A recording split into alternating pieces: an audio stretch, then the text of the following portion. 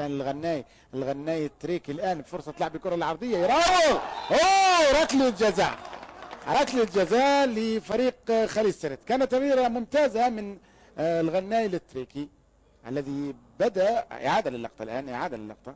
الجميع ظن انه سيمرر لكنه راوغ، وبالتالي تعرض للعرقله التي على اثرها احتسب الحكم ركله جزاء في هذه الاونه لصالح فريق خليج سرت. سنتابع اذا ما حملت ركله الجزاء تغيير في النتيجه، سنتابع من سيلعب بركله الجزاء. الشيخ سدولاي يبدو لي هو الذي سينفذ ركله الجزاء لصالح خليج سرت. اذا هل تبقى النتيجه كما هي عليه ام ان سدولاي له راي اخر؟ الراي او الكلام ما بين سدولاي والحضيري. سدولاي ينجح في لعب الكره وتتغير النتيجه لتصبح هدفين لهدف.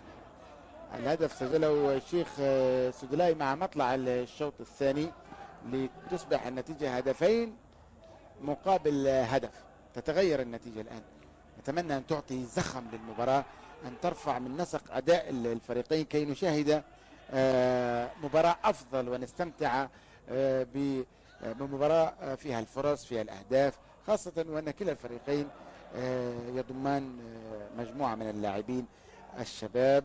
وهذه اعاده لضربه الجزاء التي احتسبت قبل قليل. الغناي لم يصل الكره، تسقط وهي كره تعود لفريق النصر